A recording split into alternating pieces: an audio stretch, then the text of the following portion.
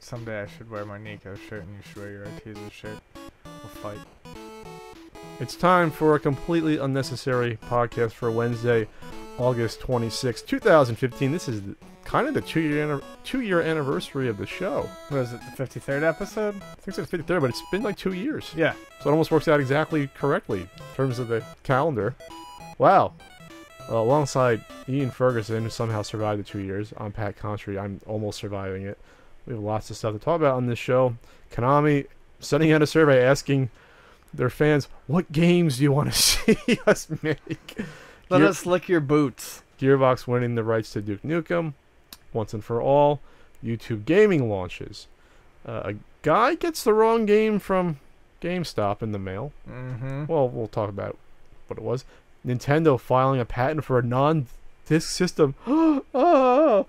We're going to give, at least I will allow, wrestling thoughts for the first time in a long time for SummerSlam and Raw. And your Q&A.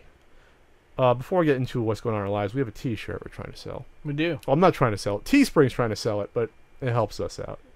I got to eat. Ian's got to eat. Ian's going to the gym so he can eat more for that metabolism.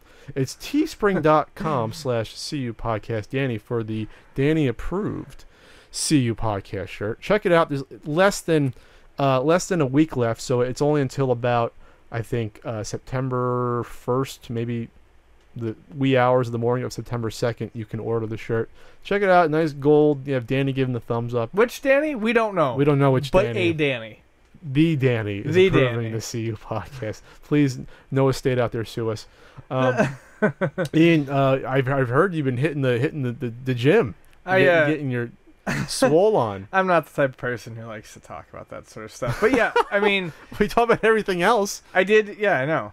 But I did rejoin the gym. I've had numerous successful runs at the gym in the past. Last year, with the passing of my grandmother and getting married and all sorts of things that were going on in my life, I definitely packed on some pounds, and I'm looking to get rid of it. As opposed to circuit training and heavy cardio this time around, I'm trying to do body resistance training, TRX, battle ropes, and stuff like that. So funny you call them battle ropes, because when I use them in the gym, I had no idea what they're called. You said battle ropes. Seems like, what, it was like a pirate name for them on a ship? Yeah, no, it sounds funny. But, I mean, the battle ropes. I thought that was just a name my trainer was using, because that's another thing I did this time around. I got a trainer. And no, that's literally what they're called. But I have a lot the arm swing thing. Yeah. I have a lot more fun with it when it's not machines, when it actually just feels like it's just physical activity, you know? I mean, and when it's not a machine, you're doing the work. You don't have to stop and adjust weights or anything. It's just you go from one thing into the next thing, and it's all very quick and fluid, and I can get like a really good workout in like 40 minutes. So I'm enjoying that quite a bit. It's going to be amazing as you lose weight. I'm going to probably gain it.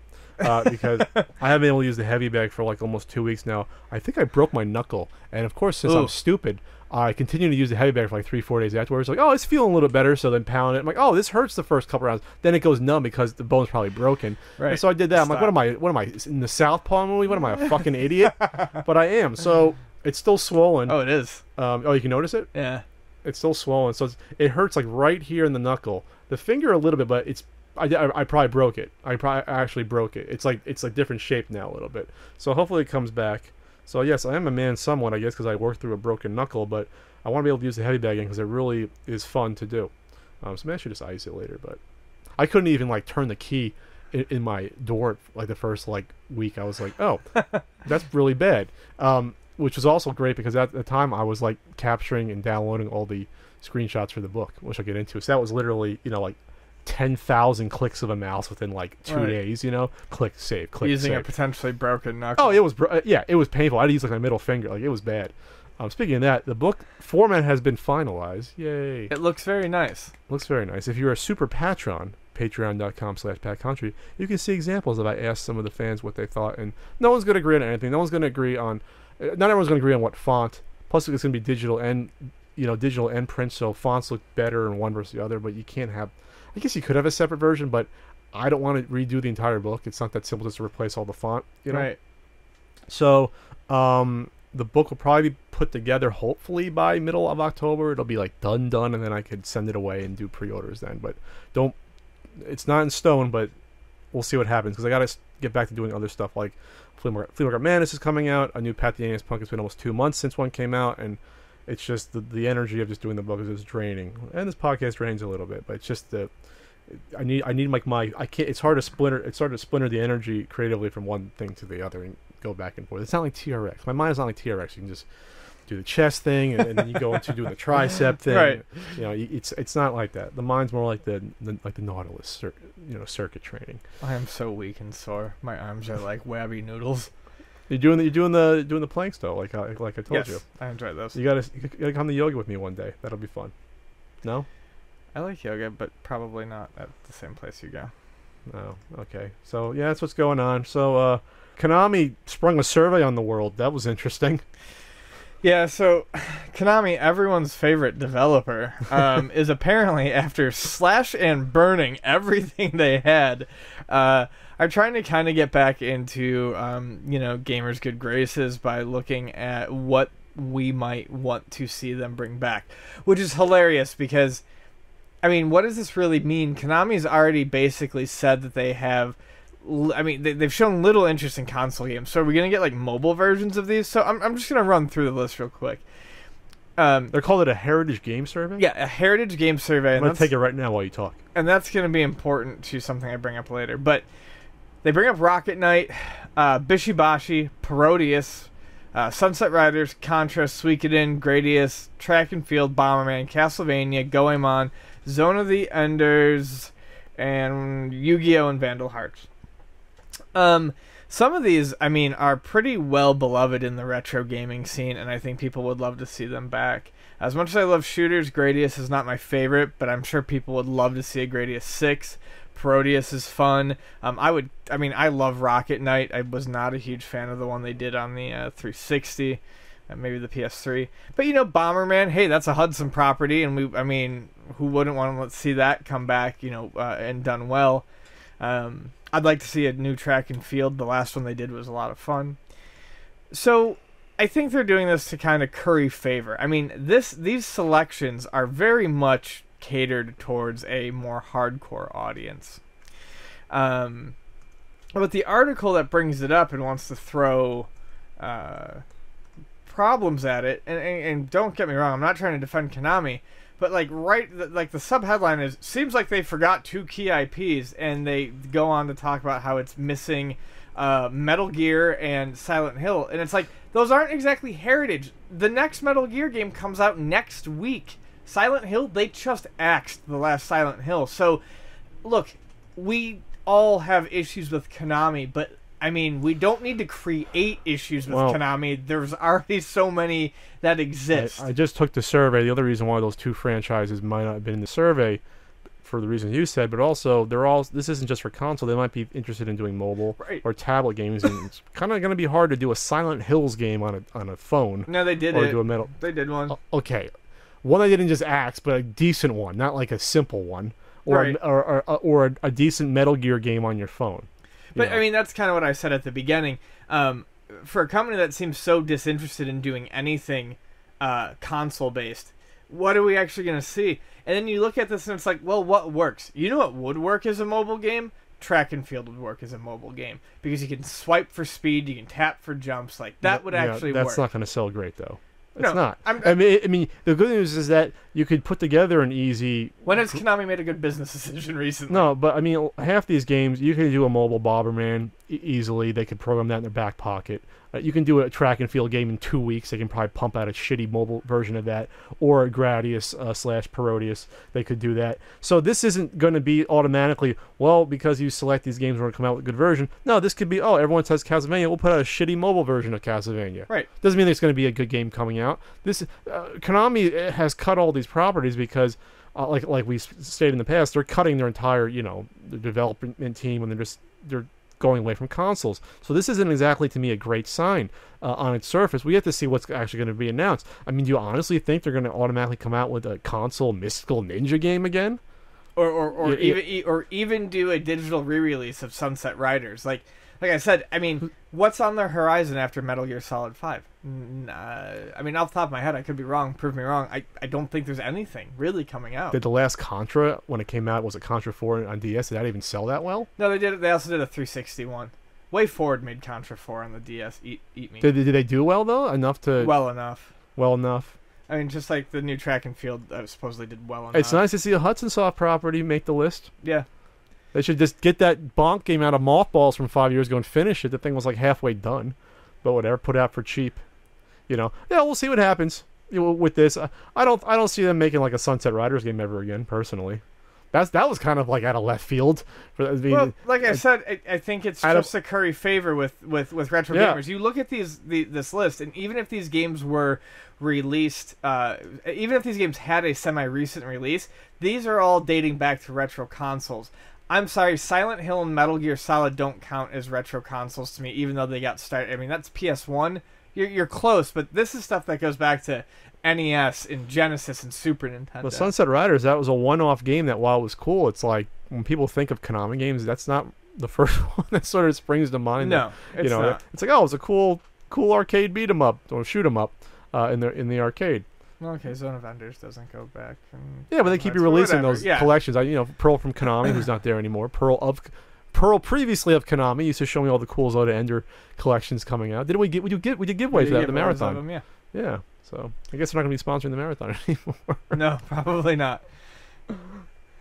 All right, so we're going to look forward to see what percentage of these 14 games are even going to come out, which one's going to be mobile versus actually on console. I'm going to say 25% of these are going to come out, and then 25% of that will be on console, which means one of those will be on console. Right, exactly. You're going to get like 5 or 6 track and field type of style mobile games. So let's talk about Gearbox winning the Duke Nukem rights. A game that I liked on the PC, had no love or interest in the modern version. But apparently there was a bit of a issue with the rights. So we know the story. 3D Realms had Duke Nukem forever, and so they didn't know what to do with it. Gearbox came in and swooped in and saved the day. Basically picked up what was probably like a glorified beta version at the time, and tried to like spiffy up the graphics, spruce it up. And then slap a coat of paint on it, and it still looked kind of dated for 2011. Or like the truck driving levels? Yeah. I mean, ridiculous. It was like 5-6 years old by that point, but they just wanted to get it out. But part of the deal was with 3D Realms is that Gearbox, in finishing up the game, purchased the rights to Duke Nukem going forward to make games. So apparently there was a little mix-up, though, when 3D Realms was bought out by developer Interceptor Entertainment.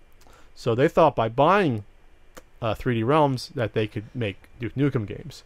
So they started developing which sounded fairly interesting. It was like a RPG action game, I guess like overhead game, and it was going to be called Duke Nukem Mass Destruction. So they're under the impression that they had they were possessor of the Duke Nukem copyright and the character trademark. Whoops, they weren't. Oops. It was Gearbox. So what happened was they announced the game, and Gearbox is like, oh, no, it's our IP. It's ours, not yours. So they went to court. This has been going on for a while now, but it was actually settled. And Gearbox, which rightfully they had the rights going back for probably 5 years from now, they win the rights to it. So this game that's coming out, Duke Nukem Mass Destruction, I think they're changing the character to someone else. And basically, the game will still be able to come out, but not Duke Nukem. They'll just swap out the main character or whatever else. Well, if it's a good idea, I mean, hopefully it would still be able to sit on its own. And they came out, everyone's like, oh, well, this was a good decision. All the companies are doing PR bullshit. But what are the odds you think that Gearbox is going to come out with another Duke Nukem game, though? That's what I want to ask. Not that the last one didn't sell badly. It got bad reviews or mediocre reviews, but didn't sell badly. It also immediately plummeted in price. I mean, that game hit the 99-cent pile quicker than almost anything that I can remember. I don't know. I think it's funny because I think this is like fighting over a chicken wing that has no meat left on the bones. People got pissed at me for knocking Duke Nukem because I thought the most recent one was a little bit over the top and maybe a little mean-spirited in how it handled itself. But even if it was fine, it's a relic of the 90s. I don't know how you can turn Duke Nukem back into a popular character. People remember him fondly for spouting out lines that were not his. Was Sure. the game good? Yeah, the Game was original excellent. the original game was fantastic. And sure, if you make a great game again, which any good development company can, you can make Duke Nukem relevant again. But I think there's too much of a tarnish on that name, and it's too much of a relic on the past for them to really risk a whole lot of money on development. Well, maybe if there's any, I mean, business doesn't really have pride at stake, but speaking of relics of the past, you have a Doom sticker on your laptop, but they're making a new Doom game, which looks pretty cool. Yeah, but Doom's never not been popular. Doom 3 came out. That was kind of Okay, you can. I'm sorry, you're not comparing Doom to Duke Nukem 3D. After Doom 2, what Doom 3, did that set the world on fire? Not really. Let's be honest. People I played liked it and I was like, yeah, but it also didn't get. It also wasn't in a shit heap like Duke Nukem within moments. All I'm saying is that maybe Gearbox wants it, because that last game wasn't really theirs. It wasn't. Any game they put out going forward is going to be theirs from the start. And they can then put their own ideas in it and work on it, and maybe they can come up with something and nice. they've shown they can do first-person shooters. I mean, the Borderlands games have been fantastic, and those are all Gearbox. Maybe they do a Duke Nukem game that isn't a straight first-person shooter. Maybe they put in elements. I just want to point out that I mentioned a modern game was fantastic. Anyways. But maybe they do something surprising. I'd say give them a chance. Give them a chance. It's an iconic. It's one of the most iconic game characters, at least on the PC. Still, you might think it's tarnished, but people say Duke Nukem. Let's put it this way: if they come out with an announced trailer, that thing would get 10 million views in a day for an announced trailer for Duke Nukem. If it actually looked like it stood a chance of being as good and amusing as Duke 3D, yeah, I'd probably try playing it. I just don't know that I have faith in that character being revived. I think any character, as long as you write it smartly enough, you could do it. You know what would get me to buy that? If it included the Apogee side-scrollers. Those were a lot of fun. Why can't they do that? When they changed the spelling because of Captain Planet, and they changed it back to Duke Nukem with the U. Yeah. Then it wasn't trademarked. All right, we'll see what happens. I think they're going to... This is the way I look at it. If Gearbox wasn't going to do something with this IP, I don't think they'd be as litigious. They'd be like, oh, we'll just buy the license from us, come out with the game. But they said we want this all under one umbrella, so maybe they do have plans for good old Duke. So on August 26th, which is the day we're recording the podcast, you see on the internet, this is how the podcast works. We record once every 2 weeks. Please break this down. And I'll try to be gentle, because when we yell at the audience, they don't like it. No. Even though sometimes they deserve it. They do. Not everyone deserves it. Some of you deserve it. Some of you definitely deserve it. What I love is the people who think that we're yelling directly at them and not just broadly. Right at them in their living room. Yeah, I just kicked your door down and you're an asshole. No, that's not how it works. So anyway, YouTube Gaming launched. By the time you hear this or watch this, it would have launched. And it's basically they're, basically punching Twitch in the mouth and saying, hey, this is our version of gaming streaming service. And it's interesting because it's a whole different website from YouTube. Right. So you can go into, anyone on YouTube can go into their channel and stream, but you can also access gaming.youtube.com, which is a totally different interface. You can search by game for videos or streams, which is very interesting. I thought that was cool. So because then if you search for we'll just say random game, I don't know, Danny Sullivan's Indie Heat. What'll come up first will be like all the streams of whoever's playing Danny Sullivan, and then underneath would be like the YouTube videos, and then you can sort by popularity and things like that. And then a treatise on how we've caused the game to blow up in price. It'll probably be the first one if I looked it up right now. So for every game you can do that. Otherwise, if you go to the front page of it, you can see, I'm on it right now, it's like Twitch, where you could see someone streaming. You click on the arrow, like on the rotator, there's a video there of someone streaming, or a representation of an icon. Yeah, you can scroll. It's basically like a rotator of different streams, so it's like Twitch. Here's where it gets weird. So when you go to your interface, as an individual, you can import, I guess, the channels that you've already subscribed to. You can import them as ones to follow on YouTube Gaming, so it's separate. So your followers will be separate, I guess, on your regular YouTube videos versus your streaming. So it's basically starting from scratch for everyone, but I guess they're still going to be aware, because when you say I'm going to be streaming, they'll become aware of it somehow, but it might be a little harder to find. Otherwise, when you go to the front page of YouTube Gaming, there are already pre-selected like 200 channels that are like the I don't know how they were selected, Some make sense, some make no sense at all. That's all I'm going to say. For the people that are, I guess they're specialized, pre-selected by YouTube to being featured. So you can select from that list on the right side. But I guess as you go through and add your own list will come up on the right side, and you'll see whoever is online. So I'm privy to some of the inner workings just because I was aware of the beta testing and I was allowed to go on before it launched. I didn't have time to with this book project that's consumed my life. But I think it's going to be cool. How much of a bite is it going to take out of Twitch's hide, though? That remains to be seen. That's the big question mark. It's going to be a question mark because, as we discussed before, the people on Twitch, some people I know have over 100,000 what they call followers on Twitch. Yet they're starting from scratch on YouTube Gaming. There's no reason for them to come over. Right, and you don't, and you don't get your followers that you have on YouTube. And you brought up a good point. I still think it's kind of silly. I feel like it should be an option. It's tough because, like you said, maybe they're not interested in streaming content and they don't want to be notified every time. But yeah, I do some think people don't like it. I do think it's not exactly great. There has to have been some better middle ground than making everyone start from scratch. And I think that's going to be the hard thing that gets people to pull from Twitch, because there are people who have YouTube channels with great followership and then they stream on Twitch and they have followers there. Why make them start from scratch again on a third website? Well, I'd look into it more. There probably is some sort of... I don't subscribe really to anyone on YouTube. I don't have time to watch other videos kind of like you that much.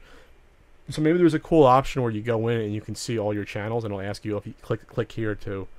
say to be alerted for when they go live streaming. I don't know. I just think there'll be a way to game the system either way. I am privy to information about, like, obviously the more you stream, the more you make money, the more YouTube will feature you on this. I think it's going to start a whole new different batch of people to come over, and I'm sure behind the scenes Google's probably, hate to say it, they're probably paying some big Twitch people to start using this. Wouldn't put it past them, because that sounds like conspiracy theory. It's a conspiracy theory. I mean, how else to get your off the ground from the bottom floor? I know it's Google though, but still, we're talking no follower base. Say, oh, if I'm on Twitch, hey, I'm going to start using YouTube Gaming next week, and I'm going to bring my 100,000 people, followers over. That's a possibility. So yeah, so you can, like I said, you can search by game, and according to this article, the algorithm is making it so that game results will come up first. When you search for the games, which makes sense. Okay, that's good. So yeah, if you search for like Wall Street Kid right now, which I did before, the top two you're going to get like Game Grumps. They did their video, and you're going to do my video second. On the streaming site?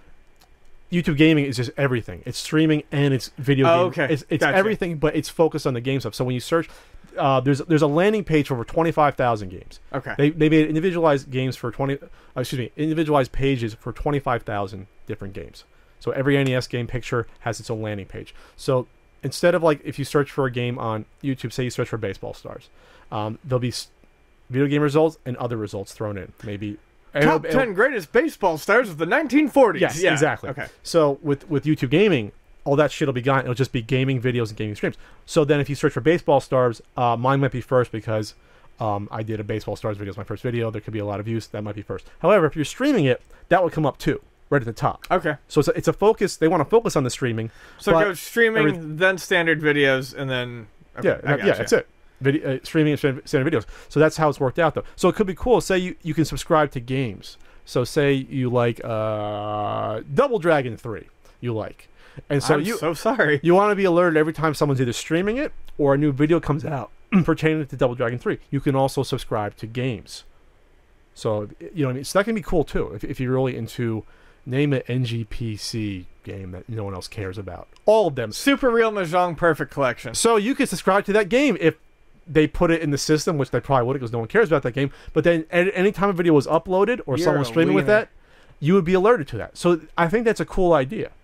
So if you're a hardcore fan of Legend of Zelda, anytime someone uploads anything with Legend of Zelda, you might be alerted. It probably can get to be too much, but if you want to do it, why not? No, I think that's pretty neat, actually. So... I will start using this at some point, probably when the book's finished. We might use this if we do another marathon, charity marathon, NES marathon. We might use this because it makes sense to use it.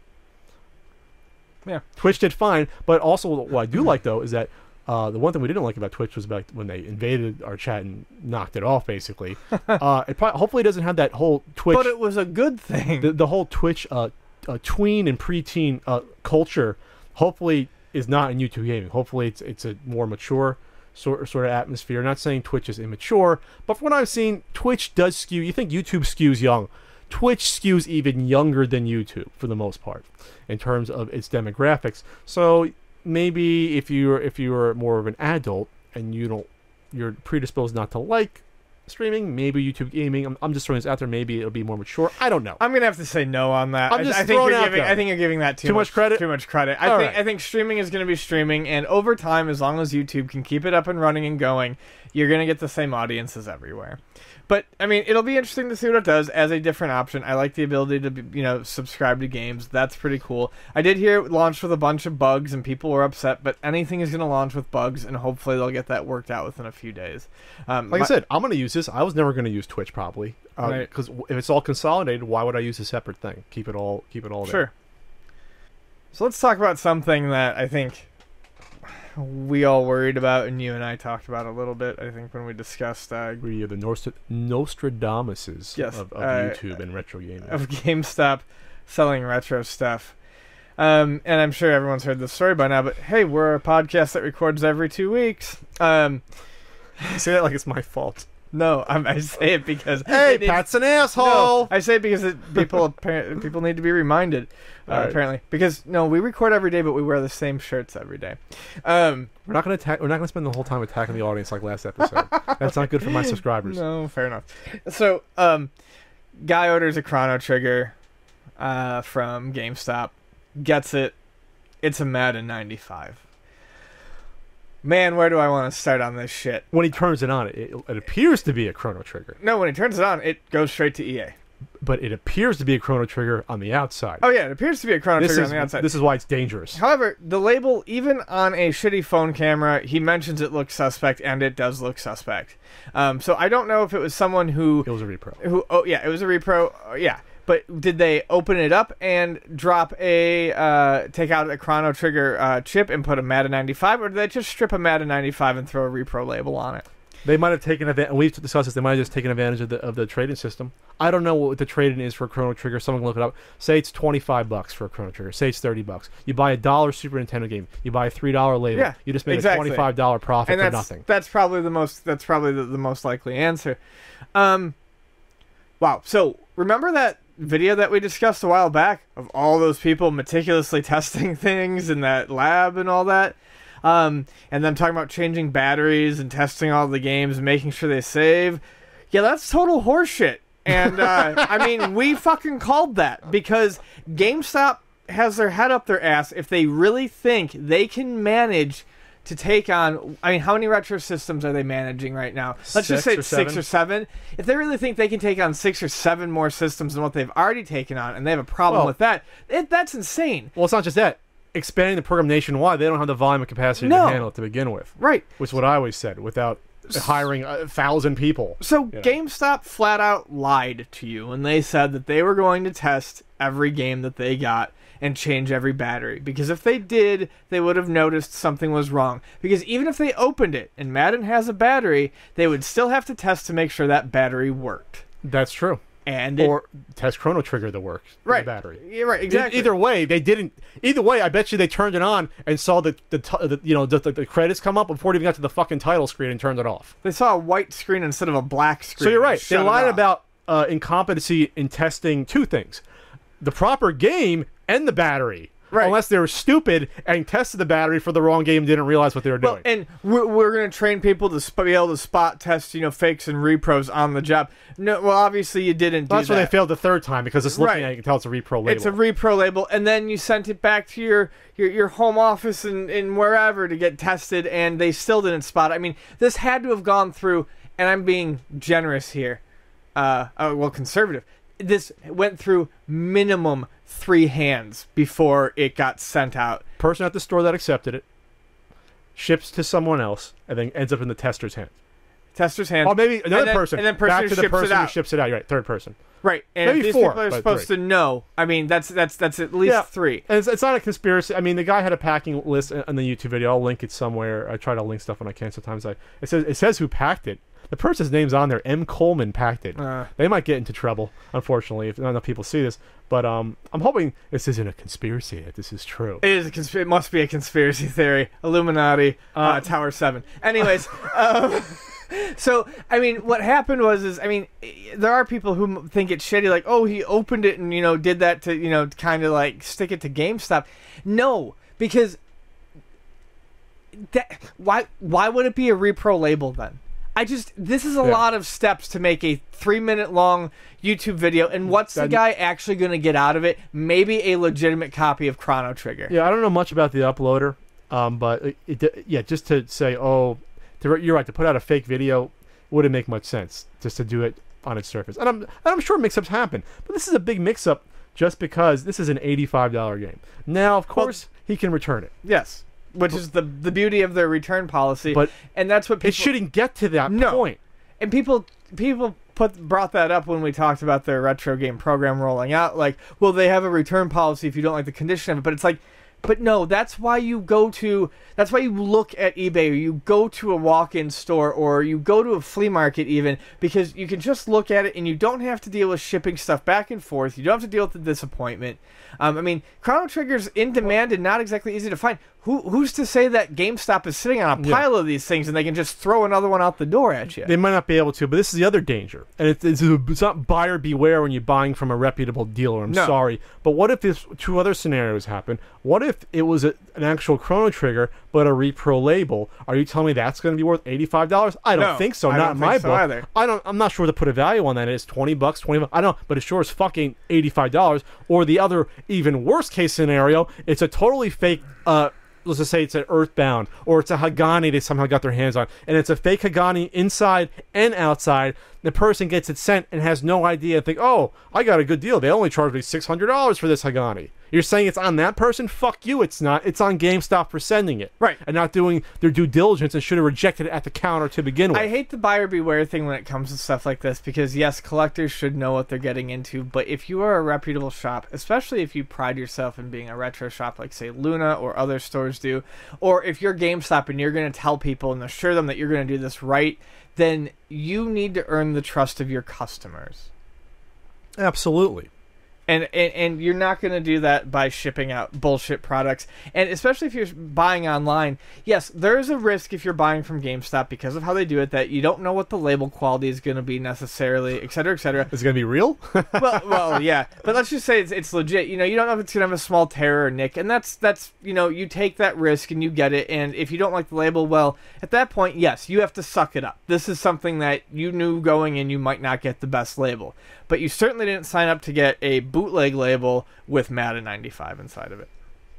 So you're saying shop at Luna Video Games, your San Diego source for retro games? I'm saying that, no, well, yes, I mean, sure, do that, but I'm saying GameStop needs to fucking actually do what they said they were going to fucking do. They can have all the latex white gloves to test everything, but if you don't have the knowledge of what you're doing to test this stuff, training someone to use a bit driver doesn't matter anymore. At Luna and a lot of other retro stores, if we get a game in that's going to sell for more than $80, we open it. We make sure that what's in there is what is supposed to be in there. And if there's a mistake made, we own up to it and we make it right. But I mean, honestly, guys, that's 101. It doesn't even matter if you say you're going to test every single cartridge, but like, open it, check it, know how to. Fuck it, I could just go on. I'm done. Good ending. All right, so this is a lot of people asking on Twitter because when patents are filed, they're public, just for a few reasons.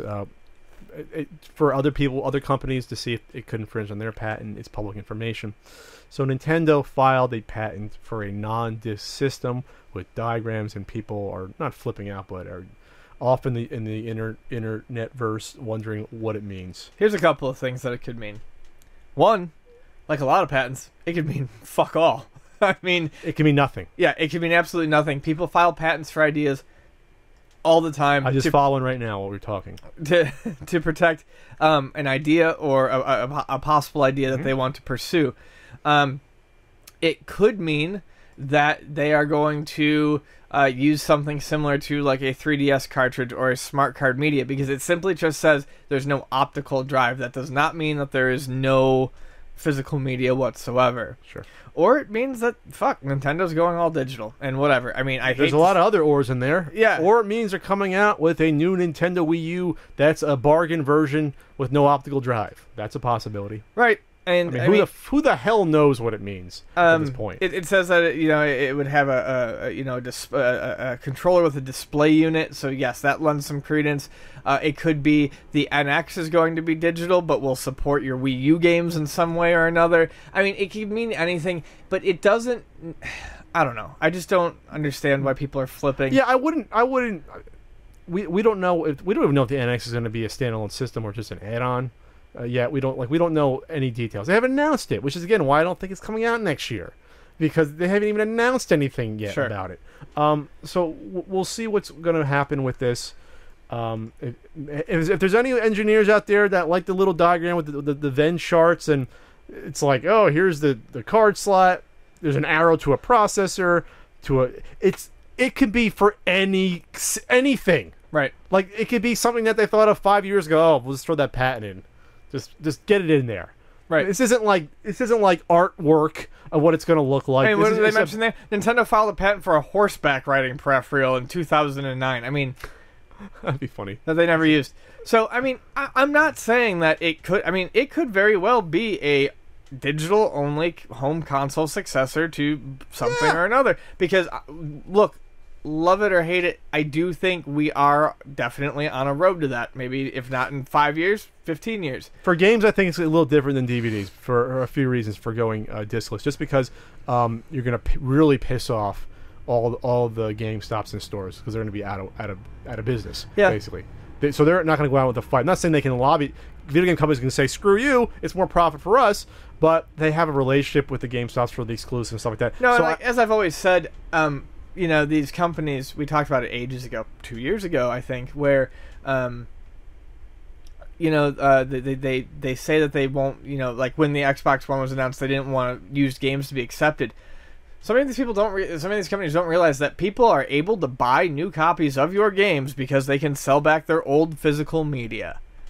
I mean, it's silly to kind of get rid of it, but it also wouldn't surprise me. But like I said, who knows? If Nintendo came out with a system, it wouldn't probably be as big as a backlash versus the Xbox One. If they came out, though, and said, no more used games, which is basically what you're doing with digital, people would be pissed. I can't think of a good way to broach it because of the feverish backlash that happened the first time. Right. That I don't see it being an easy bridge to cross, even for Nintendo, to say, oh, no more used games, digital only, screw you.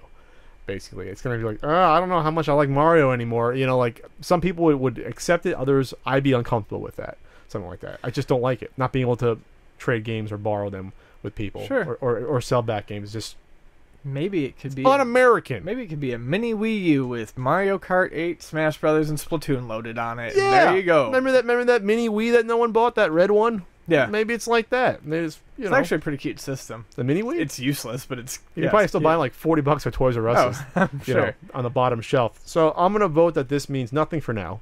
It could be the NX, but it could not be.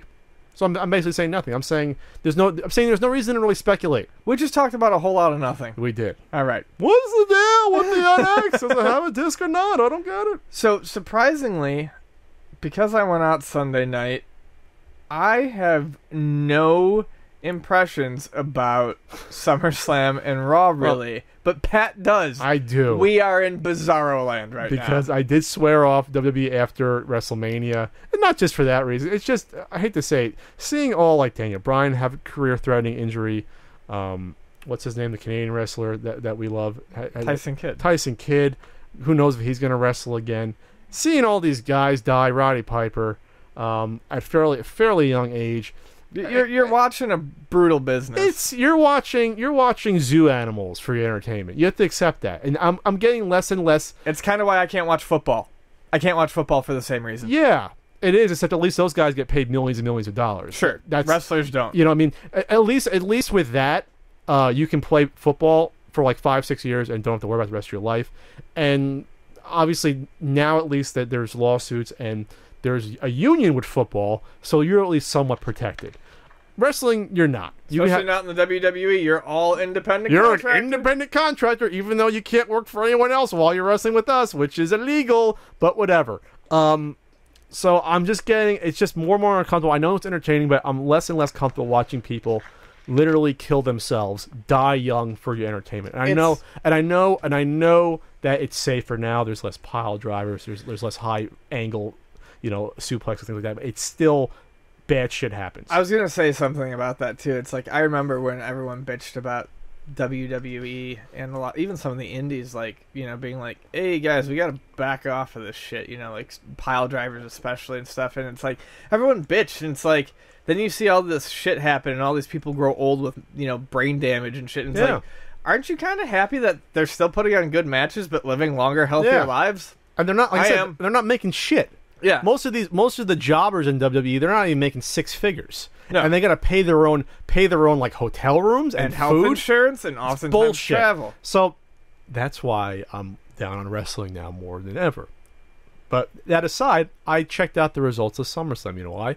Because I like Brock Lesnar as a performer. We disagree on that. But it was the rematch. He's grown against on me Undertaker. a little. He's like a little teddy bear. And Paul Heyman's the best on the mic potentially ever for promoting matches now. Paul Heyman's amazing. He's amazing, and every week you think he never has a bad promo ever. I want to see Heyman and Balor. Anyways, continue. So that was a cool match, and then they're doing a unification match. In theory, unification, we're not sure, between John Cena, U.S. champ, which I disagree with him fighting against Seth Rollins, but they set that up too. So those two matches interested me. I read the results then for all the matches, and there's also like Cesaro versus Kevin Owens, which sounded cool. I read the results then. Jon Stewart was hosting the event because he had appeared, did a Seth Rollins thing a couple months ago. I think he appeared on it's been a Daily Show. Ongoing, yeah. He appeared on Raw. Seth Rollins appeared on the Daily Show after WrestleMania. So it was cool. Then I read the results, and I was transported back to reading the dirt sheets in 1999 on iWrestling.com, and it was like my god, iWrestling. It was like reading the results of a WCW pay-per-view, and I'm not even exaggerating. For having the end of the Lesnar-Taker match be inconsequential and having a false finish. So Lesnar taps out Undertaker to the Kimura, and of course Little Nate can't see it. He's in the ring on the opposite side. But then, for some reason, the timekeeper rings the bell to stop the action. And the ringkeeper supposedly saw it. Yeah, he's got a clear line of sight. From what I saw, even though he's not supposed to ring the bell until the referee says ring the bell. That's what a timekeeper does. He literally keeps the time. So even in the wrestling comment, see, stuff has to make sense. Even in wrestling, the story has to make sense. When you start doing this shit, your brain turns off and you can't suspend your disbelief anymore. So that was dumb. It's like when Kevin Owens won a title by choking out Sami Zayn. It's like, and they made up new rules the next week, and that was how you can choke someone out. Yeah, and he passed out. It's like, no, that's not a victory. He never tapped. No. Anyways, continue. Oh, but rear naked chokes are illegal anyway. Yes, Sleeper holds were, but real naked weren't. Anyway, so then they restart the match, but then Undertaker kicks Brock in the nuts or whatever, low blows him and then beats him. He puts him in the Hell's Gate, which is a triangle choke basically, or a modified triangle choke. And then it's cool ending. Lesnar doesn't tap. He gives middle finger and he passes out. And then he wins. So that was an awful finish, because it'll set up a third match, and unless Brock goes over cleanly, this doesn't fucking matter. Mean anything. No one wants to see Undertaker win. I don't need to see Undertaker win a match against someone like Brock Lesnar, who can actually not only put on good matches, still put over other people and be a top drawer, which he is. Undertaker's not a top draw. He wrestles once or twice a year anymore. He can get hurt. He got hurt last year against Lesnar, got a concussion. By all accounts, he got hurt at SummerSlam too. I mean, they were saying he collapsed backstage, broken ribs. Maybe that's true. He definitely got that concussion last year. He was out of shape. He got in better shape this year. But the whole point is that Undertaker's 50 years old. It's wear and tear. It's not just he was wrestling since his like early 20s. He's done. Yeah. He's done. Unless he puts on a safe match against someone that can protect him, he's done. I don't have an interest in it, and it's not believable anymore. They even said that on Heyman's, like, he's not the boogeyman. He's not Santa Claus. Lesnar beat him. And he did. He beat him cleanly. So the fans now, any smart fan will be like, yeah, Lesnar is a monster. He beat him cleanly. He beat him twice in a row. Why am I rooting for Undertaker? Undertaker cheated to beat him. Why is there any honor to that? They're trying to do the analogy. He's an old gunslinger with 2 bullets left in the gun to try to get one off. It's like, I don't care. That's not appealing to me. The win didn't bother me. The match in general bothered me. The low blow didn't bother me simply because the build up to the match was so heated and so personal that. The build-up was ridiculous. But yeah, it was. But I mean, they tried to frame it as heated and personal. That a low blow. I mean, honestly, that's the least of my concerns with the fucking match. So it is what it is. It's just bad booking, but the worst booking was the main event. So then Jon Stewart comes down, and then of course you can't have your young guy, get a win over a guy who's been with the company for over 10 years and is heavily protected elsewhere. So Jon Stewart comes out, does a chair to the gut of John Cena, and then Rollins does the pedigree because they don't allow him to do the curb stomp anymore. They say he's dangerous. I'm not going to argue that. So they explain it on Raw. Stewart is like, the reason I interfered is I didn't want Cena to tie the 16 championships that Ric Flair has. Ric Flair comes out and he goes, John, I appreciate it, but if anyone if I want anyone to beat that record, I want it to be John Cena. And then of course half the crowd's booing, half's cheering, and Ric Flair's like, that's the truth. You don't have to like it, but you gotta love it, And then Cena comes out and it's like, no, I understand why you did it. He said, I'm not mad. Terrible promo, back and forth. Stewart was interrupting him. Wait, Cena gave a terrible promo? It wasn't good. Amazing. Because it contradicted itself logically, and then Stewart was interrupting here and there, which they don't like doing, even semi-realistic conversations during promos. They like to be cleaner. So I think even Cena was actually probably even a little bit in real life sort of, not pissed, but like, okay, shut up, let me talk. Right. So then he ends up giving an attitude adjustment to Jon Stewart after saying he's not pissed at him or mad, understands, and it's like, I don't see how any of that makes Cena look good. First of all, it's just stupid because that's totally a bullshit ending to a pay-per-view. It is. Yeah. I expected better of WWE. I hate to say it. They did it for the cheap sort of, what's Entertainment Tonight going to be talking about tomorrow? And hell, SportsCenter they did cover the ending. ESPN covered the event. They sent the coach out there, which I love the coach, and he's been now, I think for like 5-6 years, he's been on SportsCenter. Yeah. And he went to the event, interviewed people all day, so they have some sort of weird relationship with WWE right now. I don't know what's going on, but they do now. To show the ending of the match and have the coach there all day. Hell, the same SportsCenter, they were talking about results of a video game, like a MOBA thing going on. I think I was like, well, we're in a weird dimension now. That's a whole other conversation. Why I think that's a bad idea to try to crossbreed different audiences that don't watch things on certain mediums. Like gamers don't really watch TV anymore, so they're not going to be watching ESPN for results. And you're not going to get new audiences of sports fans to watch this shit by watching SportsCenter and seeing coverage of video games. We discussed this when we talked about doesn't make any sense. StarCraft or something. So the whole thing with WWE doesn't make that much sense either to cover it on SportsCenter. No. But the pay-per-view booking was horrific. That's all I'm going to say. The wrestling sounded decent. The booking was horrific. That's why you watch NXT, ladies and gentlemen. Oh, and the whole Divas revolution they're trying to do is already a fucking mess. Shouldn't be. Because from what I hear, they want to, because Nikki Bella still has the title, and they want to have her keep it for 3 more weeks so she can Wait, break. are you fucking kidding me? Exactly. She still has the title? Oh, yeah. And they want to keep it on her at least because they want her to make sure that she breaks AJ Lee's record, because it's not enough already giving it to Punk. We got to do it through his wife as well, and through AJ Lee, who is mostly, awesome for the company, and probably the best diva she's had, probably the best diva the roster's had since Trish Stratus. And so we're going to just say fuck you. Don't discount the ones that are up there now. No, but I mean for longevity, sure. I've done as much for the company. I taste a little bile. So there you are, and I'm not watching again now until Survivor Series at least. Oh, but this is cool. I actually like this. At the end of Raw, they had a statue. They were teasing having like a bronze statue. Oh made. yeah. And it was Sting inside. Mm-hmm. So Sting is, I guess, going to fight Rollins. I don't mind that. I don't mind Sting putting over Rollins. People want to see Sting fight. He can probably put on a good match still. Probably better than versus Triple H, giving it 7 minutes before the most overbooked match I've ever seen in history, with weapons and NWO and versus DX. Factions fight each other, which makes no fucking sense. I'm not talking about wrestling again. Moving on to the Q&A. Richard Troup. Will we see a return to cartridge-based gaming with the new retro VGS being released soon? We can go off in different directions, but I think the easy answer is no, for a few different reasons. Cartridges died out for a very specific reason. Cost and space. Okay, so the cost of doing a cartridge is probably 10 to 15 times that of a disc. I think if you do Blu-rays, someone's going to correct me, but in the bulk that say Microsoft or Nintendo, or Nintendo does their own proprietary disc because we can't do a regular Blu-ray, whatever the hell they do. A Blu-ray disc which holds like over 30 gigs of information, and now they're developing one that's even like 100 gigs. I think it's currently 37, but yeah. But they're doing a super yeah. one that's going to be like 100, right? Which will take care of your needs for the next like 20 years. You know, for even how big your games get. It's like 25 cents for a Blu-ray disc to stamp them out in bulk. 30 cents, something like that. A cartridge is molding, it's plastic, it's the materials.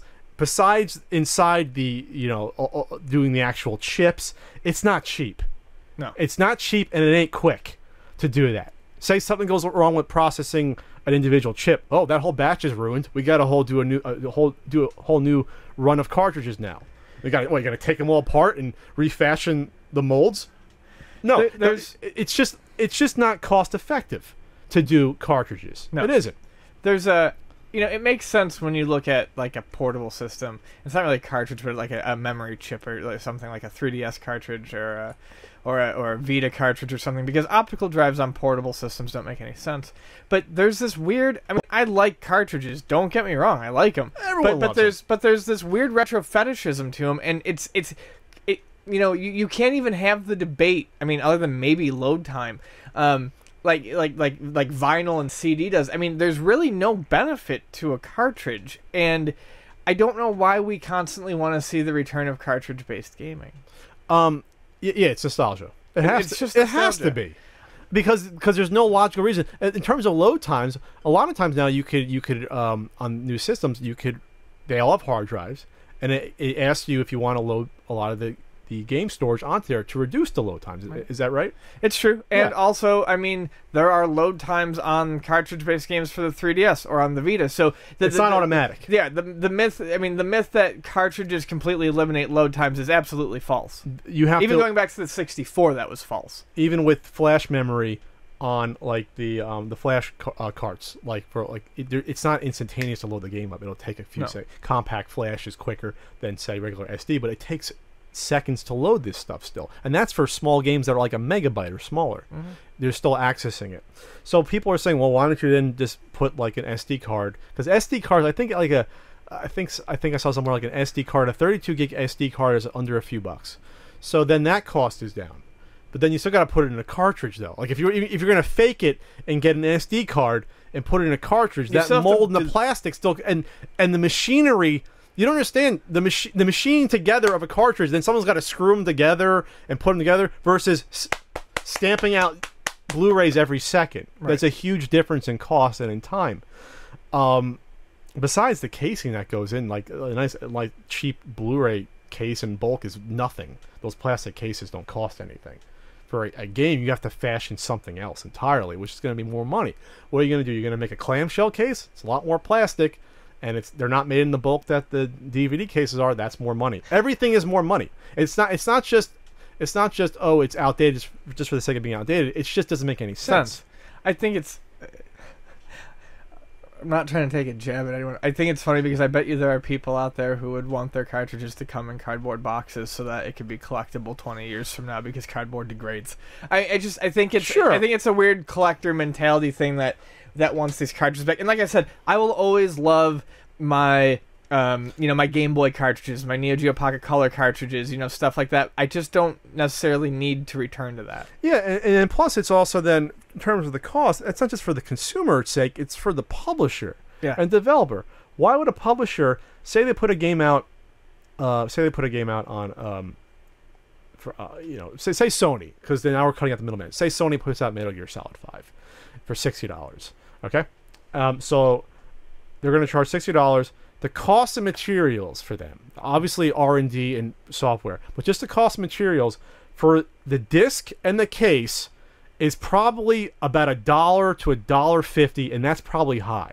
Oh yeah, I was going to say $1, and that's overshooting it probably. If they try to put that in a cartridge, we're talking $3, $4, $5 to do a molded cartridge. I'm just saying at least. That's low end. You're talking if lowest. if you do them in high bulk. If you do it in high bulk, at the very least, you're going to have to.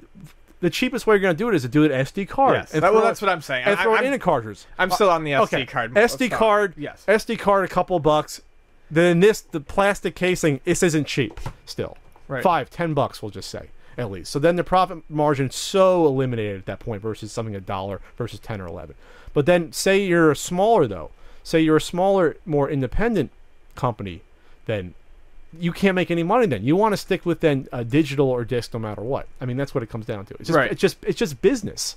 It's not personal. Nothing personal against this cartridge. It's just business to go with what makes the most sense, and what has the least likely of errors to come out during manufacturing. On top of that, you got to throw out some Blu-rays. Fine, throw them out. They're worthless if you have to redo them. You got to redo cartridges. Holy fuck, you're in trouble. Yeah, that's where you're gonna have the problem is when there's a manufacturing error. And I was just trying to find. I know you can buy blank NES shells, and nothing's loading up on my computer. I was trying to see what those go for to get a rough idea. But that's just the shells.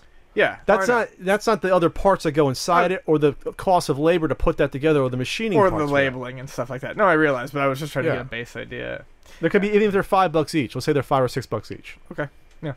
You know. So even if you get them for $3 or $2.50 plus labor, plus building the plant to put those fuckers together. Well, yeah, there's going to be a big you have initial to investment. You have to remanufacture, a whole processing assembly line to put together the games again. Besides nowadays where you send your games off to some plant, you give them the master, they give it back to you, and that's it. You don't have to worry about it. So, all right, moving on. So this is from at Ash5238. Hey Pat, recently for my 13th birthday I got a Game Boy. What are some good Game Boy games on the cheap? Well, Ian could answer that because he knows a lot about the Game Boy, and I know dick about the Game Boy library. Yeah, you still have a lot of them. My lovely look. The good news is lots of good Game Boy games are cheap, and there's a lot of really fun things for the system. If you want something arcade-like, two of my favorite games for the black and white Game Boy are the Data East ports of Lock and Chase and Burger Time that they did for the Game Boy. I think they're honestly the two best versions of those games, and they're both incredibly fun to play. Go ahead and get yourself a copy of Teenage Mutant Ninja Turtles Fall of the Foot Clan for bad. like $3 to $5. It's simple, it's straightforward, it looks good, and it's fun. I remember Batman being good. Is that still good? Batman is still very Cheap? good. Cheap. Well, it's getting a little bit more expensive and hard to find, but still probably in the $10 that range. was one of the first ones I ever played on Game Boy. It's weird because Batman goes through the entire game fighting with a gun, but I mean, it's still a good game. How about just Super Mario Land? Yeah, Super Mario Land, Super Mario Land 2, Tetris, Super Mario Land 3. I mean, the thing is like you have such a because Game Boy collecting. There's about 3 minutes 2 years ago where everyone wanted to be hip for whatever reason and collect boxed complete Game Boy games, and that never took off. And because of this, Game Boy games have always remained cheap. You know why they didn't take off? They're not out there. Yeah. It's a weird thing where there was this want to go into it, but it's almost like the lack of supply. There wasn't enough embers to even spark the fire. Mm-hmm. No. Look at me with my analogies. Tell I'm a writer. But you know what I'm saying? Like, it wasn't enough people to even get into it to even have it take off. If I own games that are rare, you've seen the ones I had that I got off Craigslist like 5-6 years ago. I have like Universal Soldier complete in box. I have WCW Main Event complete in box. These are extremely hard to find in the box. Yeah. So say you're looking for them and you can't find them, whether or not they're worth a lot of money, you're just gonna say, "Fuck it, I can't even collect this shit." Right. Because I can't even. It's not even like I can even spend money on it. I can't find it. So what's the point of even trying anymore? Also, Belmont's Revenge. There's 3 Castlevania games for the system. Castlevania Adventure, Castlevania Adventure 2. I should have put that on so it could spin when I can see them. Boxel? And Castlevania Legend. The only good one out of that bunch is the second one, Belmont's Revenge, but it's super good. Anyways, I mean, go have a blast. You can take risks with Game Boy because a lot of the games are cheap. I've basically got every Game Boy game I want, but there's a lot of fun ones. I've got probably 80 games, so if you're more lenient than me, you've got at least 80 good games to go find. Is the first Mega Man one still cheap? No. No. Meh. The first one's not very good. It's 2 through 5 that are pretty decent. Those are expensive. How about Cyber Tiger for the Game Boy Color? I don't know anything about Game Boy Color, and I'm gonna just say no. How about Spyro? No. I was gonna go through all of them that I have on my shelf and in my baggies over there. All right, at Mr. Punkabell, are shelf collectors with tons of games they never play or sell the reason retro game prices have risen so much? It's a huge factor.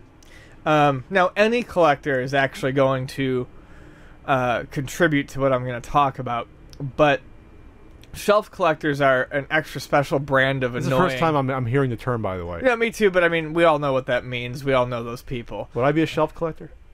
To a degree, yeah. Not as much as some other people we might know. How about a shell collector? I like little beach. Well, we live right by the beach. Anyways, so here's why. But shelf collectors are an extra special brand of annoying when it comes to this. So we're going to use my favorite example, Contra. They made millions of copies of Contra. Mm-hmm. Contra was an incredibly common game. It's also incredibly popular. Mm-hmm. Whether you are a collector who is collecting to play, or you are a collector who just wants it to sit on your shelf because it looks nice. Ogres. Anyways, how does a kid? So, but no, what happens is you're removing a popular game from the supply chain. And if you're a hardcore collector, like a shelf collector, or even like a hardcore playing collector, you're not going to put that game back into the supply chain because it's fucking Contra, and who doesn't love Contra? So what happens is the copies of Contra get scarcer and scarcer. I today got the first copy of Contra that we have seen at either store in 3 fucking months. 3. And I get NES game trade-ins multiple times a week. That's how bad it's gotten with Contra. So you're saying they're not getting traded in even? Right. And that's what this person is asking. Why would they be getting traded in now? Because shelf collectors or even normal collectors buy the games for their collection because Contra is one that everyone's got to have, and then it sits on a shelf.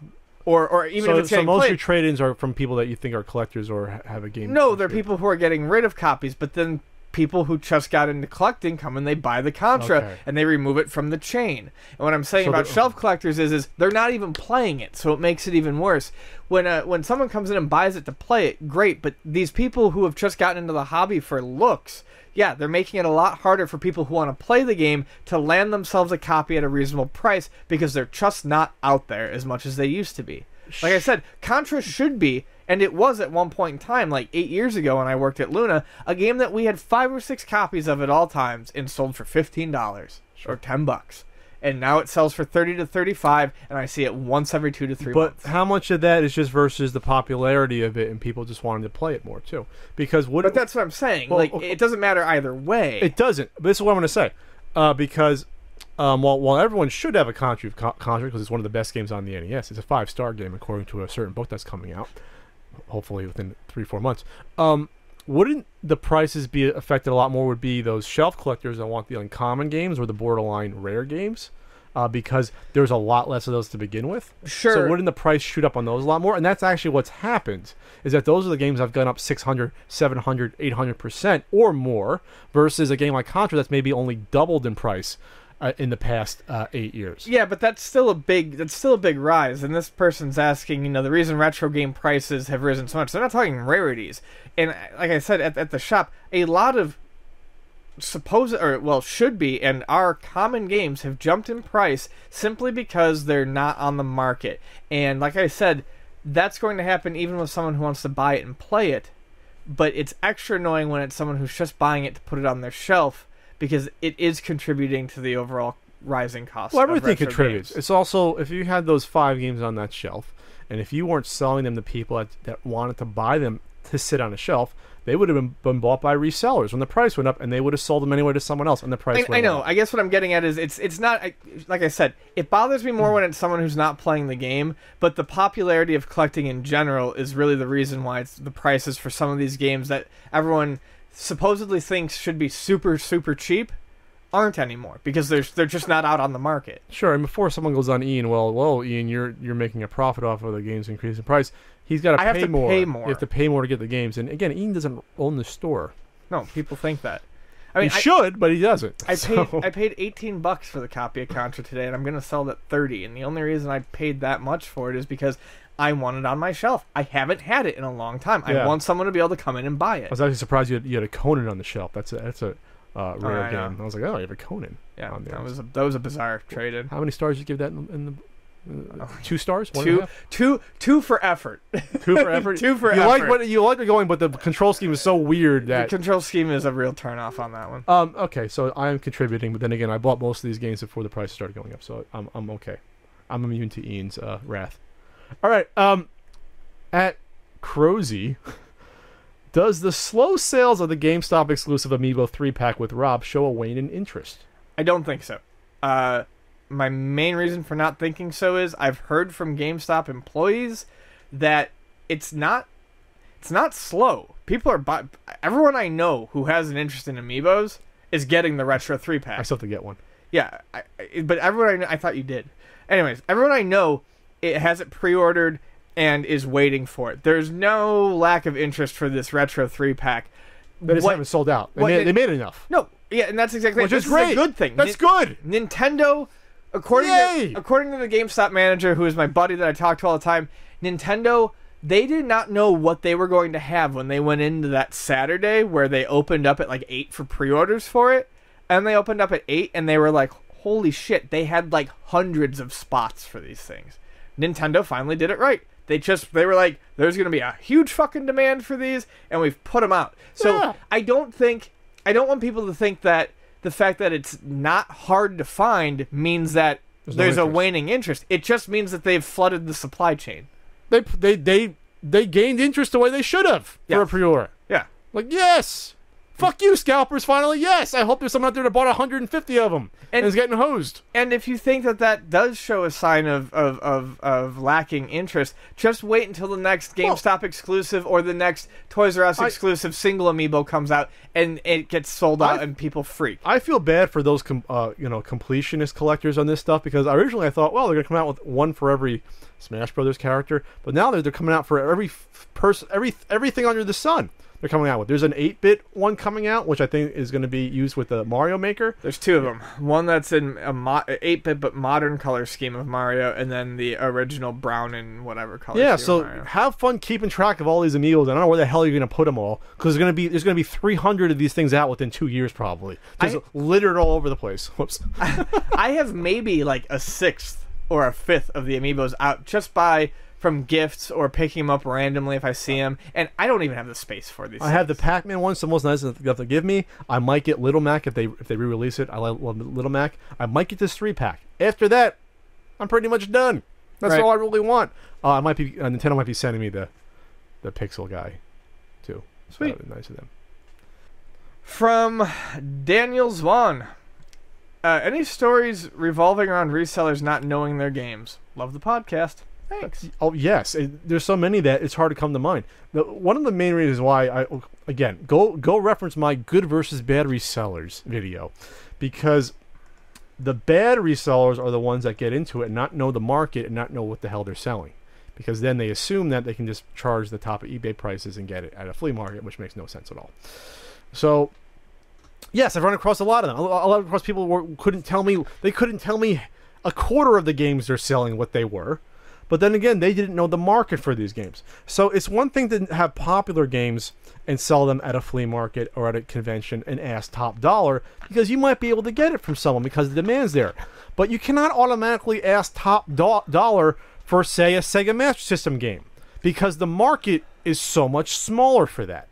And at a convention, you might run into someone that needs to have that hard-to-find Master System game, or even in a game store. You might be sitting that forever. So you have to know not just what these games are, but have to know the markets for what these systems are. For instance, Walter Payton football for the Sega Master It's hard to find. It's hard to find. You know what I had to sell our copy at the store for? $5. Why? Because no one's gonna fucking buy it for what it supposedly goes for on eBay, because it's Walter Payton fucking football. Unless you have a hardcore, I would have bought it if I knew you had it for $5 when I was completing my. It might have been 8, and I told you I had it, but yeah, you already had it. I was a shelf collector for Master System. I'll admit that totally. You know, I had it as a kid in Master System. But what a way! Yeah. So I got into not a tiff, but there's a seller that I bought like 4 or 5 Master System games from.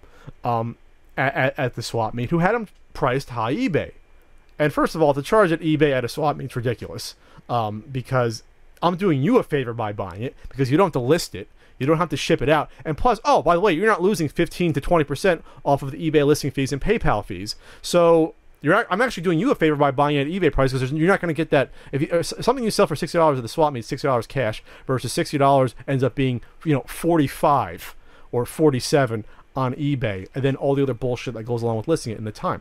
So besides that, though, I told him this. I was honest. This is a limited market for these games. I will give you. I think I ended up paying 60 to 65% of the eBay price. So then he basically only lost about 10% versus what he would have got after all the bullshit and fees. And he still got cash, and I got a deal. Versus otherwise, those games are going to sit there forever at those prices, and I knew that. He didn't like that I knew that, but that was the truth. So what was I saying? Bad versus good game resellers? Yeah, I mean, basically, if you look at those prices one by one and then think you're gonna get that price for every single game, you're silly. You have to be able to bend a little bit, and you have to realize that sometimes package deals are the best way to do it. I don't know. You may have that rare Neo Geo Pocket Color game, but no one gives a shit. There's quite a few, except for Ian. Well, quite a few people do. You should start a Facebook group. I got rid of Facebook. Twitter's enough for me. All right, turn to ask. King of Retro, does it annoy you that eBay and smartphones cause video game inflation? Everyone thinks they're an expert now. Yeah, and okay, so here's where it drives me nuts. People are really, really selective when it comes to their ability to use their smartphones to gain this knowledge. So I get people in the store who always have their smartphones out, and look, it's part of it. There's a comic shop down the street from us, run by a big prick, who doesn't even allow phones in the store because he doesn't want people looking up his absurd prices. Are you serious? Oh yeah, that dude does it. He's got a big sign, no phones in the store. What an asshole! Yeah, and he called me up the one day and he's like, "What do you guys do about people with phones in the store?" And I said, "What the fuck do you mean?" And he's like, "Well, doesn't it bother you?" And I said, What do you mean? Like, what are they doing? He's like, well, they look up my prices. And I was like, no, it doesn't bother me. I stand by my prices. Yeah. So anyways, but it is, so people come in, they always flip through their phones, and I get used to it. And it's just funny because they will look at a game that I might have priced at, say, 35. Let's just go back to Contra or something, okay? And they'll look it up and be like, it's only going for 25 online. Can't you cut me a deal? I'm like, nope, I never see it. I had to pay a lot of money to get it in, and that's the price it's staying at. Yeah, you didn't buy it for $2. Right. So they want that cheaply, right? So they're looking it up and they're like, this game is overpriced. These are the same people who will come in with a box of crap, and I will offer them something. They'll be like, this game goes for $100. I checked on eBay, and it's like, oh, no, you didn't. You just, looked it up and saw what someone was asking. It's so funny that they know how to look for the price of a game properly when they're buying it, but they suddenly forget how to look for the price of a game properly when they're selling it. Other than that, I mean, I don't know that it necessarily causes inflation. It causes inflation of thinking you know things. Right, exactly. Thinking you're knowledgeable, and that's goes back to resellers that say stuff to me like, do you know how long I've been collecting games, and you're just doing this because you think you can make money off it? You're trying to tell me stuff? It's like, all right. It does. I mean, in a way, people can try. It can maybe affect a game negatively. Like, for instance, when I was at Midwest Gaming Conference, my friend asked what a price was on an unlabeled or an unpriced, like, it was like a Wonder Swan or a Game Boy game, right? And it was something that was totally like not special at all. And the lady whipped out her phone, looked it up, and goes $17.50.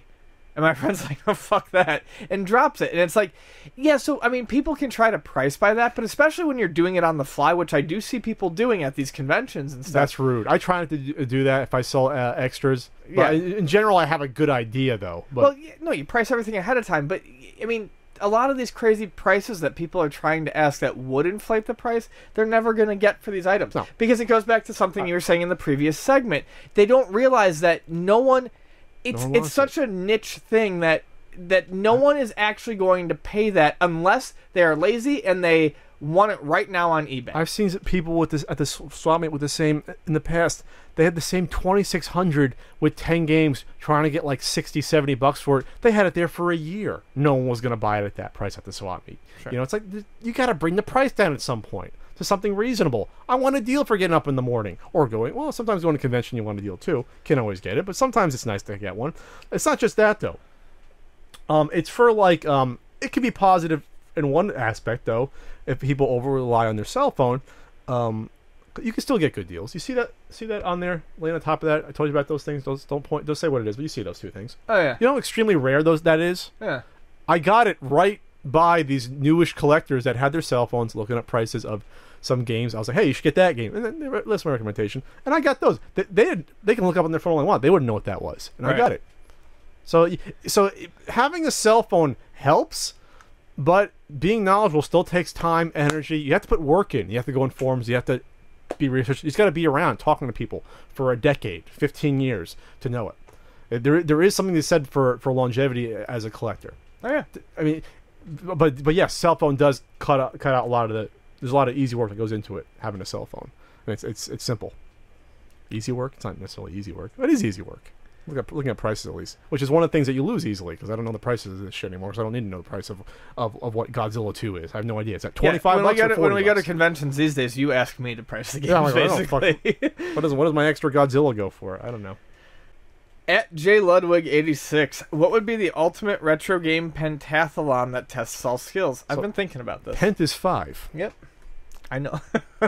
I'm gonna say genres. You need a platformer. Mm-hmm. Say racing game. Yep. I'm going to say puzzle game. Mm-hmm. Now I'm a little sketchier. I'm going to say some sort of sports game. But I'm not sure what type. If you overlook the number 5, I'm going to reach across this table and punch you. Oh, shit. Sports covers Danny Sullivan. It covered racing. Didn't I cover racing?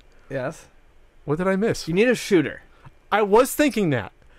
But there's so many different types of shooters. Whether it's a run and gun, first person, third person, what type of shooter are you going to go with? A zapper type? What are you going to go with? I think first person? No, I'm talking shooter. If we're talking retro. Oh, you're talking Galaga. Yeah, this is like what I'm looking at. Okay, if we're going to talk 5, I'm talking R-Type. For puzzle game, I'm talking Puyo Puyo or Tetris. For racing, I'm talking Outrun. For platformer, I'm going to say Mega Man 2 because that kind of satisfies a run and gun. And then what was the sports? If you want to do a retro sports game, Tecmo Super Bowl. I would keep it a pure platform for my platform versus like a run and gun or like Mega Man. Fair. I mean, I would be willing to. I'm just saying off the top of my head, these are choices that I would make. And I think that covers most of the different gaming mind. You can be good. No one's going to be good at all 5 of those. That's why I like that. Right. Where I hesitated was, I do think there's definitely a spot for retro sports, and I think Tecmo Super Bowl is a very clean, quick, easy answer for that. I hesitated on a fighter, but fighters, even though they start in the 16-bit era with, Street Fighter 2 ostensibly, you're not really getting into the actual meat of the fighting game scene until you get into the 32-bit era. And this is a retro gaming pentathlon, so I'm trying to keep it 8-bit, early 16-bit arcade. Sure, yeah, I would agree that fighting, the fighting genre has a lot of the skills that you would have for a platformer's kind of in there. I don't know.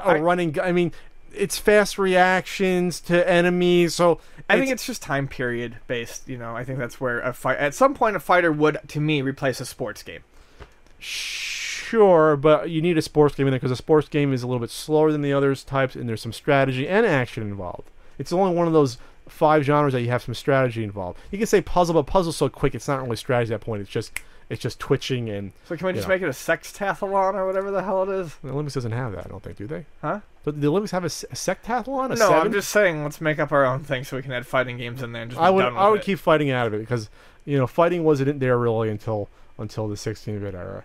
We're not going to throw Karate Champ in there, are we? Or, like I said, ER Kung Fu. It totally depends on how retro you want this pentathlon to be. We won't go into the individual games, and we can talk forever about what individual games we'd want. I wouldn't do Outrun. I might do something else. Ian probably has a different platformer than me. I'd probably stick with one of the Mario Brothers.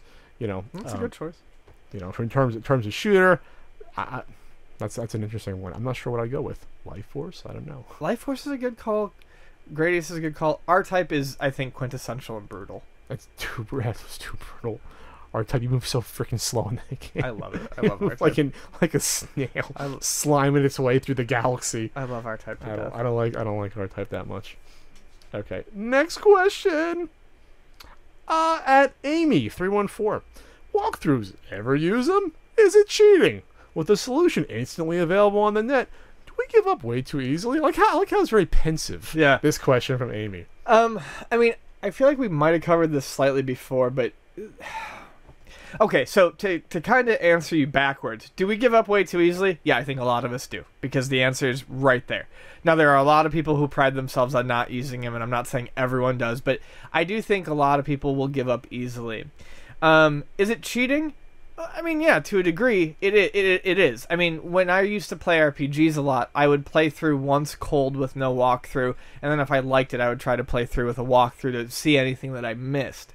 These days, though, I'm really lenient on walkthrough usage. I don't have a lot of time. I just want to enjoy my games. If I get lost, I'm gonna get frustrated, and I'm gonna hate the game, and I'm gonna stop playing it. So to avert me wasting $60 on a game because I'm stuck on one small part, yeah, I'm just gonna go look it up. So I don't think there's anything wrong with using them. I do think technically it's cheating a bit because it's like a test. If you look at the answers, you're cheating. And yeah, I do think it's given a lot of us a crutch to lean on because they're free. You no longer have to spend $20 on the book at the store because you can just go to GameFAQs and get one. Yes, sometimes the manual gives you a slight map. Mafat Conspiracy, which I reviewed for the upcoming NES guidebook. In the manual for Mafat Conspiracy, there's like only 4, I think, 3D mazes that are actually hard.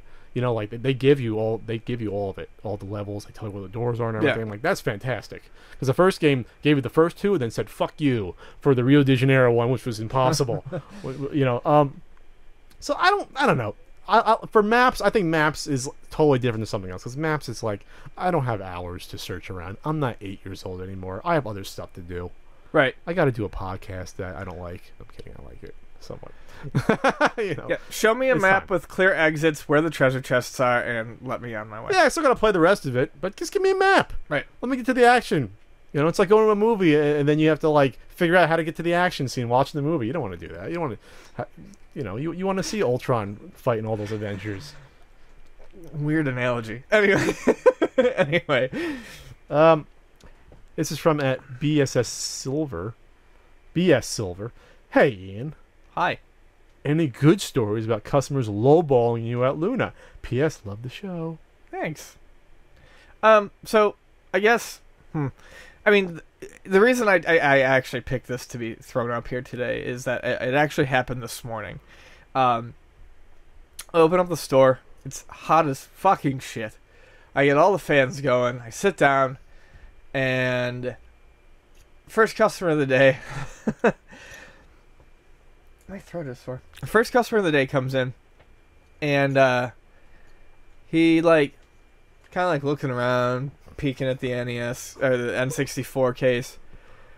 Looks at it, and I'm watching him too, just from the back because he's moving like weird. He's like puffing his chest out, and he's got his arm. You know? Yeah, have you seen him before? Like once, and he annoyed me the last time I saw him too. And he comes up to me, and he's like, "Yeah, I'd like to speak to the owner." I'm like, owner's not here, but I'm the general manager. I said, I'm always here. I'm the guy working. Yeah, I'm the guy working. Right. It's not like going to a Best Buy. I'm like, what would you like to discuss? I mean, what's the issue? Maybe I can help you out. I want to talk to him about the $80 Conker in the N64 case. And I'm like, okay. I mean, is there an issue? I said that's a pretty good price on the game. I said, and it's incredibly popular. He's like, yeah, it's popular, right? I'm like, yeah, it's real popular. So he acknowledges that it's very popular. Okay. He's like, how long have you had it? And I go, maybe 2 days. And he goes, it's probably gonna move fast. I go, yeah. And then he goes, tell you what, let's do $80, no tax, and I get that Dragon Warrior poster off the wall. Does he realize that when he speaks, it's feces were hitting me in the face. No. I think like his thoughts were coming out in his voice and he didn't realize it. Like, oh, I better buy this game. It's not going to be here soon. But he didn't realize he was like saying them coming out. Yeah, like I don't think he realized that he had just set himself up for me to be like, dude, that game sells itself. I don't need to offer any deals, which is kind of what I said, because at this point it's annoying that he had the balls to be like, I'll buy it. I'll do you the favor of taking it off your hands, even though we just confirmed that it's going to move quickly. Well, okay. Well, to say tax-free means you guys got to charge less for it. You still owe the state tax. Yes. Which means you got to charge about, $73 plus the tax. He wanted me to do it under the table. And we just incorporated, and like we're doing everything by the books, receipts, tax. I mean, not that we didn't, but like every once in a while, sure, we might make a deal, but like we've been really, really good about like, okay, everything goes on a receipt, clearly itemized, labeled, boom, boom, boom. And I'm like, I can't do it.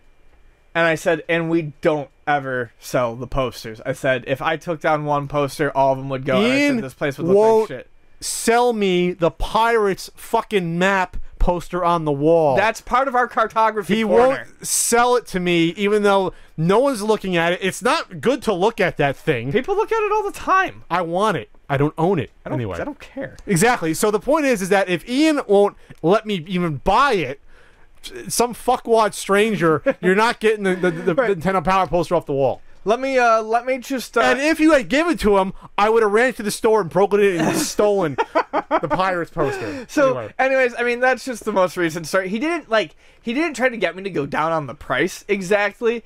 It was just that he tried to get, he tried to save himself the $6-7 in tax, but then he had the balls to tell me that I needed to throw a poster in on top of it. What did you say?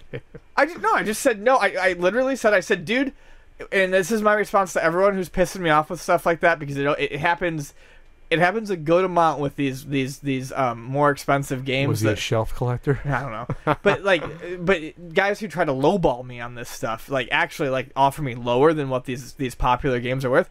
My answer is always, this shit sells itself. It's going to be gone tomorrow or the day after, and I don't need to do anything special to get it to go. It's like the guys who come in and they're like, let me pick up that NES and I'll buy that, but how about you throw in that Super Mario 2? And it's like, no, that NES is going to be gone by the end of the day. I haven't had one last more than 24 hours in like 6 months. She throw in that Super Mario 2. No, eat my ass. I'll throw in my anus. Not throwing a silent service or, even a bases loaded 2. Let's just throw in a game that's $20, No, if they wanted honestly, if the guy was like, hey, I want that NES, but for whatever reason, that I really want silent service, can you toss that in? I usually cut $5 off a game someone buys with the system anyway. Which means you're giving him money to take the silent service. So I just give him the fucking silent service. That's fine. So if someone came in and wanted a silent service with their NES, I would serve up the silent service with a smile, and that would be fine. Take one off the stack that's high in the back. Done. Which, by the way, I think I gave 3 stars in the NES guidebook. I'm just going to throw the reference in. It's a good game. It was a good computer game. You learn how to play it. It's not bad. It's not a good NES game. I think it's fine. I think I gave it 2.5 or 3 stars. We'll agree to disagree. Well, that's why I was reviewing it. All right. Well, I'm going to be at the Game On Expo this weekend in Mesa, Arizona. Check me out if I'm there. By the time you hear this, it's too late to get tickets to it, but if you're in the Arizona area, it's in Mesa, Arizona. There's nothing else to do in Arizona. Besides, especially in August, you're going to just be melting in the sun. So come inside to the air-conditioned indoors. Hopefully it's air-conditioned. Say hi to me. I'll have a panel going on. I'm going to be at Retropalooza the month after. Then Ian and I will be at the Retro Gaming Expo in Portland in mid-October, which we're going to shoot an announcement video after this. We got a T-shirt.